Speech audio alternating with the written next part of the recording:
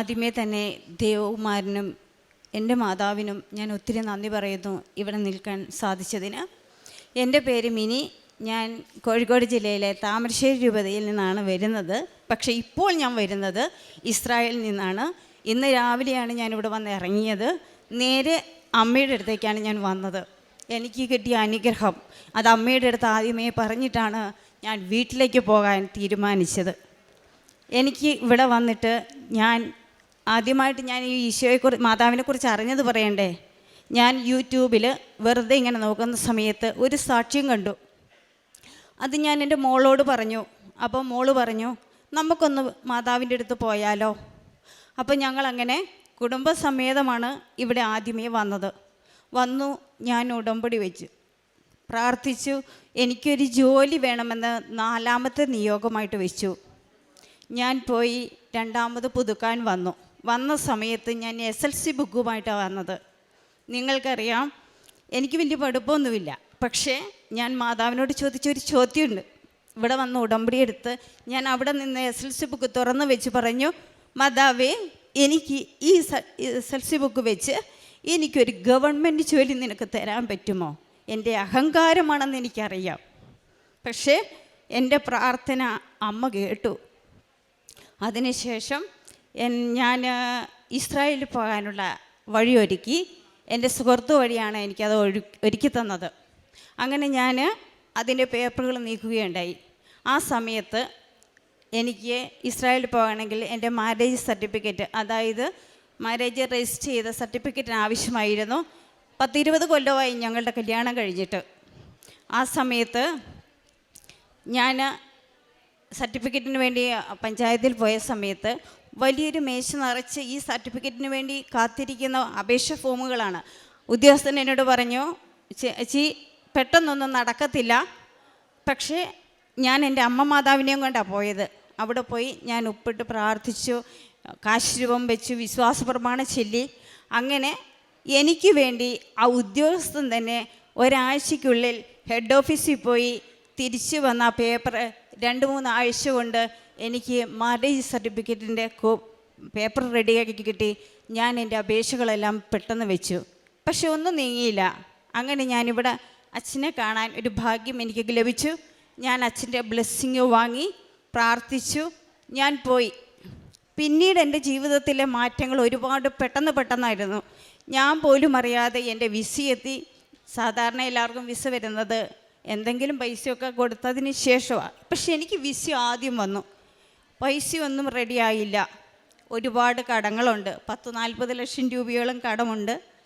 അതങ്ങനെ നിൽക്കുന്നു. ആ സമയത്ത് ഞങ്ങൾക്കൊരു ചിട്ടി ഉണ്ടായിരുന്നു. മാതാവിനോട് പ്രാർത്ഥിച്ചു. മാതാവ് എനിക്ക് ആ ചിട്ടി, അത് പ്രത്യേകതയുണ്ട്. ആ ചിട്ടിക്ക് 1-ാം നമ്പറാണ് എൻ്റെ ചിട്ടി നമ്പർ. 40 വർഷം പഴക്കമുള്ള ഒരു ബാങ്കിലാണ് അന്ന് ഞാൻ ആ ചിട്ടിക്ക് കൂടിയത്. ചിട്ടിയിൽ പൈസ അടച്ചപ്പം ബാങ്കിൽ സ്റ്റാഫ് എന്നോട് പറഞ്ഞു, ചേച്ചി ഒരിക്കലും 1-ാം നമ്പറുകാർക്ക് നറുക്ക് വീടില്ല കേട്ടോ എന്ന്. ആയിക്കോട്ടെ, ഞാൻ എൻ്റെ മാതാവിനെയും കൊണ്ടാണ് പോയത്. അവിടെയും 3-ാമത്തെ മാസം നറുക്ക് വീണു. ചിട്ടി ഞങ്ങൾക്കടിച്ചു. ഞങ്ങളുടെ കുറച്ചൊക്കെ കടബാധ്യതകൾ അങ്ങനെ മാറി. ആ സമയത്താണ് ഇസ്രായേലിൽ പോകാനുള്ള പേപ്പറുകളും നീങ്ങിക്കൊണ്ടിരിക്കുന്നത്. എൻ്റെ പേപ്പറുകളെല്ലാം വളരെ ഫാസ്റ്റായിട്ട് നീങ്ങി. ഞാൻ വിസ വന്നു. ഒരാഴ്ചയ്ക്കുള്ളിൽ തന്നെ കയറണമെന്നോ വന്നു. അങ്ങനെ ഞാൻ ബോംബെക്ക് പോയി. ബോംബെയിൽ ക്ലാസ്സിൽ അറ്റൻഡ് ചെയ്തു. അവിടെയും മാതാവ് എനിക്ക് മുമ്പേ പോയി. എനിക്ക് ഭാഷകൾ അറിയില്ല, എന്താണ് പറയേണ്ടതെന്നറിയില്ല. അവിടെ ഞാൻ മാതാവിനെ പറഞ്ഞു വിട്ടു. മാതാവിനോട് പറഞ്ഞു, മാതാവേ, എനിക്ക് മുമ്പേ നീ പോണം, എന്നിട്ട് അവിടെ പോയി ഇരുന്ന് നീ സംസാരിക്കണം എനിക്ക് വേണ്ടി. ഞാനൊന്നും പറയത്തില്ല കേട്ടോ, എനിക്ക് പറയാൻ അറിയത്തില്ല. പക്ഷേ അവിടെയും മാതാവ് എനിക്ക് വേണ്ടി ഒത്തിരി പ്രവർത്തിച്ചു. ഞാൻ അവിടെ ഉദ്യോഗസ്ഥ ചോദിച്ചത് എന്താണെന്ന് എനിക്കറിയില്ല, ആൻസർ പറഞ്ഞതും എന്താണെന്ന് എനിക്ക് വ്യക്തമായിട്ടറിയില്ല. ഞാൻ അവിടുന്ന് ഇസ്രായേലിലേക്ക് പോയി. ഇസ്രായേലിൽ ചെന്നിറങ്ങി ദൈവത്തിൻ്റെ നാട്ടിൽ കാലുകുത്താൻ ദൈവം എനിക്ക് അവസരം തന്നു. ഇപ്പം നിങ്ങൾക്കറിയാം, ഞാൻ കെയർ ഗിവറായിട്ടാണ് അവിടെ ജോലി ചെയ്യുന്നത്. അവിടെ പകുതി ഗവൺമെൻറ്റിൻ്റെ സാലറിയും പകുതി അല്ലാതെയുള്ള സാലറിയാണ്. അപ്പം ഞാൻ ഈ മാതാവിനോട് ചോദിച്ചത് എന്തായിരുന്നു, നിങ്ങളെല്ലാം അറിഞ്ഞതാണ്, ഞാൻ ഗവൺമെൻറ് ജോലിയാണ്. എൻ്റെ ക്വാളിഫിക്കേഷൻ അനുസരിച്ച് എനിക്ക് നല്ല സാലറിയോട് കൂടി എനിക്ക് മാതാവ് അവിടെ ഒരു ജോലി ഒരുക്കി തന്നു. അങ്ങനെ ഞാൻ ജോലി തുടർന്നു. അങ്ങനെ നിൽക്കുമ്പോഴാണ് എനിക്ക് ഞായറാഴ്ച വിശുദ്ധ കുർബാനയിൽ പങ്കെടുക്കാൻ പറ്റുന്നില്ല. അപ്പം ഞാൻ 14 കൊല്ലമായിട്ട് വേദപാഠമൊക്കെ പഠിപ്പിക്കുന്ന അധ്യാപികയാണ്. പക്ഷേ അന്ന് ഞാനുണ്ടായിരുന്ന അധ്യാപിക സ്ഥാനത്തും ഉടമ്പടിക്ക് ശേഷം ഞാൻ എന്താണെന്നും എങ്ങനെയാണ് ദൈവത്തോട് പ്രാർത്ഥിക്കേണ്ടതെന്നും ഒക്കെ പഠിച്ചത് ഈ ഉടമ്പടിയിലൂടെയാണ്. ഞാൻ പലപ്പോഴും പ്രാർത്ഥിക്കും, അത് വേണം ഇത് വേണമെന്ന്. പക്ഷേ അങ്ങനെയല്ലായിരുന്നു എൻ്റെ ഉടമ്പടി നയിച്ചുകൊണ്ടിരുന്നത്. ഞാൻ നന്നായിട്ട് മാതാവിനെ മനസ്സിലാക്കാനും മാതാവ് എന്നെ മനസ്സിലാക്കി എനിക്ക് എങ്ങനെയാണ് പോകേണ്ട വഴി എന്ന് മാതാവ് എനിക്ക് മുൻപേ എന്നെ വഴിയൊരുക്കുന്നതായിട്ട് എനിക്ക് മനസ്സിലാക്കാൻ തുടങ്ങി. അങ്ങനെ ഞാൻ ഇസ്രായേലിൽ ചെന്ന് മാതാവിനോട് പ്രാർത്ഥിച്ചു, മാതാവേ എനിക്ക് ഞായറാഴ്ചത്തെ വിശുദ്ധ ബലി മുടങ്ങിപ്പോകുന്നുണ്ടല്ലോ, ഇനി അതിനെന്താ ചെയ്യുക ഞാൻ? അപ്പോൾ എൻ്റെ മാതാവ് എന്ത് ചെയ്തു? ഞാൻ ആദ്യം ജോലി ചെയ്തിരുന്നു മാറ്റി എന്നെ ജെറുസലേമിലേക്ക് കൊണ്ടുപോയി. അവിടെ എനിക്ക് ഞായറാഴ്ചത്തെ വിശുദ്ധ കുർബാനയിൽ പങ്കെടുക്കുന്ന രീതിയിൽ എൻ്റെ ജോലി ക്രമപ്പെടുത്തി തന്നു. മാതാവ് തന്നെ അവിടെയും പ്രവർത്തിച്ചത്. അതിനുമുണ്ട് അടയാളങ്ങൾ. ഞാൻ മാതാവിനോട് പറഞ്ഞു, മാതാവേ എനിക്ക് ഭാഷകൾ അറിയത്തില്ല, അപ്പം ഈ ജെറുസലേം ഭാഗത്തൊക്കെ ജോലി ചെയ്യണമെങ്കിൽ അത്യാവശ്യം നല്ല പെർഫോമൻസ് ചെയ്യണമെന്നൊക്കെയാണ് പറയുക. പക്ഷേ ഞാൻ മാതാവിനോട് പറഞ്ഞു, നീ മുന്നേ പോകണം, എന്നിട്ട് ആ വീടും സാഹചര്യങ്ങളും ജോലിയും ഒക്കെ നീ നോക്കണം, എന്നിട്ട് പറയണം, എന്നിട്ട് നീ മിനിയെ കൊണ്ടായാൽ മതിയെന്ന് പറഞ്ഞു. മാതാവ് അതുപോലെ തന്നെ ആദ്യം ഒരു സഹോദരി ആ വീട്ടിൽ കൊണ്ടുപോയി വീടും അന്തരീക്ഷവും സാഹചര്യങ്ങളും ഒക്കെ കാണിച്ചു തന്നു. അതിനുശേഷം ആ ചേച്ചി എവിടെ വെച്ചാൽ ഞങ്ങൾ കണ്ടുമുട്ടിയെന്ന് ചോദിച്ചാൽ കാൽവരിയിലെ ഈശോയുടെ കബറിടത്തിൽ വെച്ച് ഞാൻ പ്രാർത്ഥിക്കുമ്പോൾ ഒരു ചേച്ചി എൻ്റെ അടുത്തിരുന്ന് പ്രാർത്ഥിക്കുക. അപ്പോൾ ആ ചേച്ചി പ്രാർത്ഥിച്ച് പുറത്തിറങ്ങുമ്പോൾ ഞാൻ പറഞ്ഞു, ചേച്ചി ഒന്ന് നിൽക്കണം കേട്ടോന്ന്. ഈശോയുടെ കബറിടത്തിൽ ഞാൻ പ്രാർത്ഥിച്ചിരുന്നു, ഈശോയെ എനിക്കൊരു ജോലി വേണം, അത് ഞായറാഴ്ചത്തെ കുർബാനയിൽ പങ്കെടുക്കുന്ന രീതിയിൽ. ആ ചേച്ചി അവിടെ നിന്നു. ചേച്ചി എന്നിട്ട് എന്താ ചെയ്തേ? ചേച്ചീനോട് ഈ ജോലി പലരും ചോദിച്ചു. ചേച്ചി വാ തുറക്കാൻ പറ്റുന്നില്ല എന്നാണ് ചേച്ചി പറയുന്നത്. അപ്പോൾ ആരോടും എനിക്ക് പറയാൻ പറ്റുന്നില്ല ഇങ്ങനൊരു ജോലിയുണ്ടെന്ന്. പക്ഷേ ആ ചേച്ചി എന്നെ കണ്ടപ്പോൾ പറഞ്ഞു, മോളെ ഇവിടെ ഒരു ജോലിയുണ്ട് കേട്ടോ, നീ ഒന്ന് പോയി നോക്ക്. അപ്പം ആര് മുന്നേ പോയി?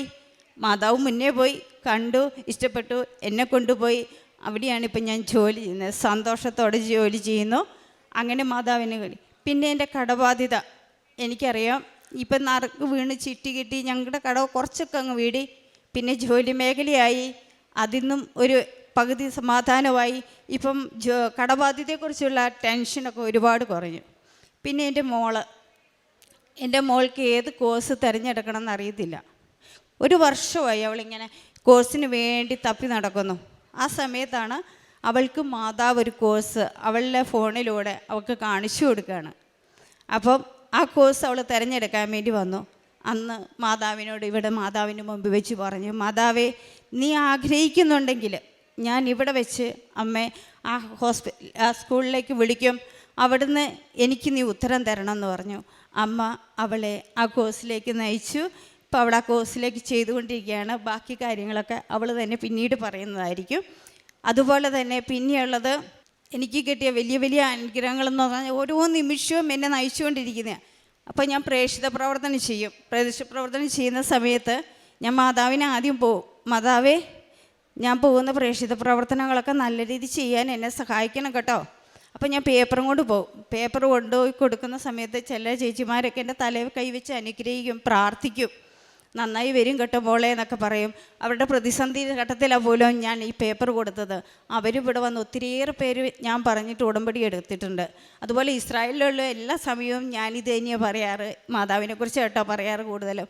നമ്മുടെ അച്ഛൻ ജോസഫ് അച്ഛൻ സെപ്റ്റംബർ 29 ജെറുസലേം വന്നിരുന്നു. അന്ന് ധ്യാനത്തിൽ പങ്കെടുക്കാൻ ഭാഗ്യം ലഭിച്ചിരുന്നു. പിന്നെ അതുപോലെ തന്നെ കൃപാസന പത്രം എല്ലാവർക്കും ഞാൻ കൊടുക്കുമായിരുന്നു. പിന്നെ അനാഥാലയങ്ങളിൽ പോയി അവിടെ നിന്ന് ശുശ്രൂഷിക്കുമായിരുന്നു. 1-2 ആഴ്ച ഞാൻ അവിടെ താമസിക്കും. എന്നിട്ട് അവിടെ കൂടെ നിന്ന് അവരുടെ എല്ലാ കാര്യങ്ങളും വ്യാപൃതിയായി അവരെ സഹായിക്കുകയും ചെയ്യുകയൊക്കെ ചെയ്യുമായിരുന്നു. പിന്നെ ഭക്ഷണം കൊടുക്കുന്ന കാര്യത്തിലാണെങ്കിലും കുറച്ചൊക്കെ എന്നെ കൊണ്ട് പറ്റുന്നത് പോലെയുള്ള കാര്യങ്ങളൊക്കെ ഞാൻ ചെയ്യുമായിരുന്നു. ഇത്രയൊക്കെയുള്ളൂ. ദൈവം എന്താ പറയുക, എനിക്ക് ഒത്തിരി അനുഗ്രഹങ്ങൾ പറയാനുണ്ട്, പറഞ്ഞാൽ തീരാത്ത ഒത്തിരി അനുഗ്രഹങ്ങളുണ്ട്. ഇതാണ് ഈശോയും മാതാവും എനിക്ക് തന്ന ഒത്തിരി അനുഗ്രഹത്തിന് 1000 നന്ദി. പിന്നെ ഞാൻ ബോംബെയിൽ ക്ലാസ് ഉണ്ടായിരുന്നു ഞങ്ങൾക്ക് ഈ കെയർഗിവർമാരുടെ കൊള്ള. ആ ക്ലാസ്സിന് ഞാൻ പോകുമ്പം ഈ സ്ഥലമില്ല, റൂമിലൊന്നും സ്ഥലമില്ല. അപ്പോൾ ഈ മാതാവിനെയും കൊണ്ടാണ് ഞാൻ പോവുക. അപ്പോൾ ഈ മാതാവിനെ കൊണ്ട് വെക്കാനൊരു സ്ഥലമില്ല. അപ്പോൾ ഞാൻ നിലത്താണ് ഇങ്ങനെ കിടന്ന ബെഡിട്ടിട്ട്, 2-3 പേരുടെ ഇടയിലൊരു ബെഡിട്ടിട്ട് ഞാനും കിടക്കുക. അപ്പം ഞാൻ നോക്കുമ്പോൾ എൻ്റെ മാതാവിന് വെക്കാൻ ഒരു ഇടവും കിട്ടുന്നില്ല. അപ്പം ഞാൻ പറഞ്ഞു, മാതാവേ, നിന്നെ വെക്കാൻ പോലും എനിക്കൊരു ഇടമില്ലല്ലോ, കാരണം അപ്പുറത്തും ഇപ്പുറത്തും ഒക്കെ ആൾക്കാരാണ്. അപ്പം ഞാൻ ഈ മാതാവിനെ എന്ത് ചെയ്യുന്ന വെച്ചാൽ ഒരു പുറത്ത് പോലെ വെച്ചിട്ട് അതിൻ്റെ മുകളിൽ മാതാവിനെ വെച്ചിട്ട് അതിൻ്റെ മുകളിൽ തിരിയും കത്തിച്ച് ഞാൻ പ്രാർത്ഥിക്കും രാത്രിയിൽ. ഇപ്പോൾ 2 ബെഡുകാരും അപ്പുറം ഇപ്പുറം ഇരിക്കും, ഞാൻ അതിൻ്റെ നടുക്ക് തിരിയുള്ള സ്ഥലത്ത് ഇരുന്നാണ് പ്രാർത്ഥിക്കാറ്. ആ സമയത്ത് ഞാൻ അന്ന് കടന്നിറങ്ങിയപ്പോൾ രാത്രിയിലും മാതാവിൻ്റെ ആകാശത്തുണ്ട് ചാര നിറത്തിൽ മാതാവ് ഇങ്ങനെ നിൽക്കുക. പിറ്റേ ദിവസം തന്നെ എനിക്ക് റൂം ഒരുക്കി തന്നു. മാതാവിനെ വെക്കാനുള്ള സ്റ്റാൻഡായി പ്രാർത്ഥിക്കുന്ന റൂമിലേക്ക്. അതായത് എൻ്റെ റൂമിലുള്ളവരെല്ലാം പ്രാർത്ഥനക്കാരായിരുന്നു. അവരെല്ലാവരും ഒന്നിച്ച് ഞങ്ങൾ പിന്നെ ഒന്നിച്ചായി പ്രാർത്ഥന. അങ്ങനെ ഞങ്ങൾ ഒന്നിച്ച് തന്നെയാണ് ഇസ്രായേലിലേക്ക് പോകാനും സാധിച്ചത്. മിനി റോജി എന്ന ഈ സഹോദരി തൻ്റെ ജീവിതം കടന്നുപോയ വലിയ പ്രതിസന്ധിയുടെ നാളുകളെ ദൈവസന്നിധിയിൽ സമർപ്പിച്ചുകൊണ്ട് പരിശുദ്ധമ്മയുടെ ഉടമ്പടി എടുത്ത് ജീവിച്ചതിലൂടെ ലഭിച്ച അനുഗ്രഹങ്ങളെ സാക്ഷ്യപ്പെടുത്തുകയാണ്. മകൾ ആദ്യം പറയുന്നത്, ഇവിടെ ഉടമ്പടി എടുക്കുവാൻ വന്ന നാളുകളിൽ SSLC ബുക്ക് അമ്മ മാതാവിൻ്റെ അരികിൽ കൊടുത്തുകൊണ്ട് ഇതിന് ചേരുന്ന ഒരു ജോലി, സർക്കാർ ജോലി ലഭിക്കണമെന്ന പ്രാർത്ഥനയാണ്. അത് ബാലിശമെന്ന ആദ്യ കേൾവിയിൽ നമുക്കെല്ലാവർക്കും തോന്നുന്നുണ്ട്. അത് സഹോദരി തന്നെ അത് സ്വയം പറയുന്നുമുണ്ട്. എന്നാൽ എങ്ങനെയാണ് ഓരോ കാര്യവും വേണ്ടതുപോലെ അമ്മ മാതാവ് ക്രമീകരിക്കുന്നതെന്ന് തുടർന്നുള്ള ഓരോ കാര്യങ്ങളും നമുക്ക് പറഞ്ഞു തരികയാണ്. മകൾ നിയോഗം വെച്ച് പോകുന്നു, വലിയ കടബാധ്യതയുണ്ട്, ജീവിതം വല്ലാത്ത പ്രതിസന്ധിയിലാണ്, ഒത്തിരി നാളായി പല ജോലി അന്വേഷിക്കുന്നു, നടക്കുന്നില്ല. അങ്ങനെ ഇസ്രായേൽ പോകുവാനുള്ള വഴി തെളിയുന്നു, ഇസ്രായേലിലേക്ക് ചെന്നു ചേരുന്നു. ആ നേരങ്ങളിലൊക്കെയും നല്ല രീതിയിൽ ഒരു വിശ്വാസബോധ്യത്തിലേക്ക്, പരിശുദ്ധമ്മയുടെ ഉടമ്പടി പ്രാർത്ഥനാ ജീവിതത്തിലേക്ക് മകൾ പ്രവേശിച്ചിട്ടുമുണ്ട്. മകളുടെ വാക്കുകളിൽ അത് ആവർത്തിച്ച് നമ്മൾ കേൾക്കുന്നുണ്ട്. എങ്ങനെയാണ് ഒരു പുതിയ ആത്മീയ ജീവിതം തുടങ്ങുന്നതെന്ന്.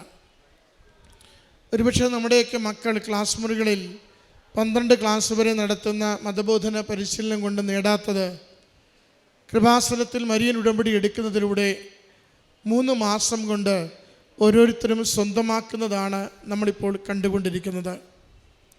12 വർഷം പഠിച്ച മക്കൾക്ക് വിശ്വാസത്തിൻ്റെ ആദ്യ പാഠങ്ങൾ നഷ്ടപ്പെട്ടുകൊണ്ടിരിക്കുമ്പോൾ 3 മാസം മരിയൻ ഉടമ്പടിയിലേക്ക് പ്രവേശിക്കുന്ന മുതിർന്നവർ, ചെറുപ്പക്കാർ, പ്രായമേറിയവർ, അവർ നല്ല വിശ്വാസത്തിലേക്കും അടിസ്ഥാന ആത്മീയ ജീവിതത്തിലേക്കും കടന്നു വരുന്നത്, ആയിരക്കണക്കിന് മനുഷ്യർ കടന്നു വരുന്നത് നാം ഇപ്പോൾ കണ്ടുകൊണ്ടിരിക്കുകയാണ്.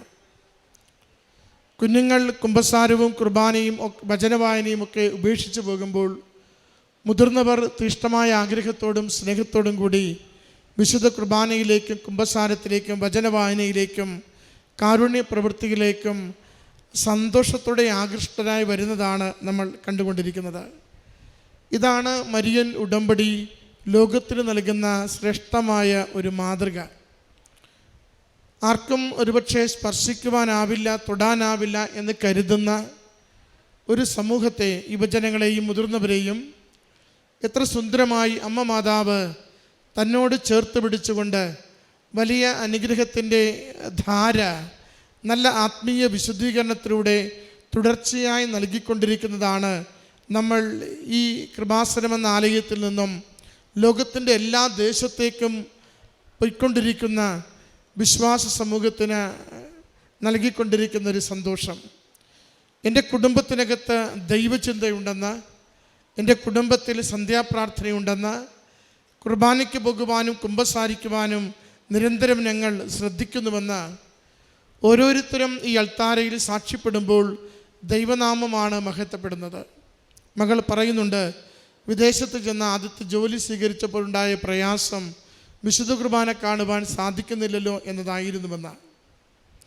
എന്നാൽ അത് കർത്താവിൻ്റെ കല്ലറയിൽ ജെറുസലേമിൽ പോയി പ്രാർത്ഥിക്കുമ്പോൾ അവിടെ മറ്റു പലരും വന്ന് ഒരാളോട് ചോദിച്ചിട്ട് വാ തുറക്കാതിരുന്ന ആ വ്യക്തി മകൾ ജോലി അന്വേഷിക്കുമ്പോൾ സന്തോഷത്തോടു കൂടി ജോലിയുടെ ഇടം കാണിച്ചു കൊടുത്തുകൊണ്ട് ശരിക്കും കൃപാസനം അമ്മ മാതാവ് ദൈവദൂതനെ അയച്ച് മകൾക്ക് വേണ്ടി കാര്യങ്ങൾ ക്രമീകരിച്ച് ഒരു ജോലി ശരിയാക്കി കൊടുക്കുക മാത്രമല്ല, അവൾ അത്ര നാളും ആഗ്രഹിച്ചു കൊണ്ടിരുന്ന ദിവ്യബലിയിൽ പങ്കെടുക്കുവാനുള്ള അവസരത്തെ ക്രമീകരിച്ചു കൊടുത്തുവെന്നാണ് മകൾ സാക്ഷ്യപ്പെടുത്തുന്നത്.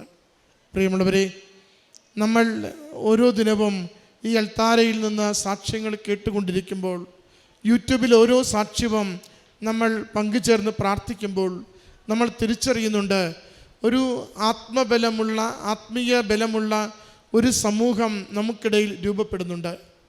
പ്രാർത്ഥനകളറിയാവുന്ന, ദൈവസ്നേഹം ജീവിക്കുന്ന, നമ്മളൊന്ന് ചോദിച്ചാൽ നമ്മുടെ വെളിപ്പുറത്ത് ദൈവസാന്നിധ്യം അനുഭവിക്കുവാൻ പറ്റുന്ന വിധത്തിൽ ആത്മീയ വളർച്ച നേടുന്ന ഒരു സമൂഹം നമ്മുടെ കൂടെ ഇവിടെ ജീവിച്ചു വരുന്നുവെന്നുള്ളത് ശരിക്കും ഈ മകളുടെ സാക്ഷ്യത്തിൽ മകൾ പങ്കുവയ്ക്കുന്ന സന്തോഷം അത് തന്നെയാണ്.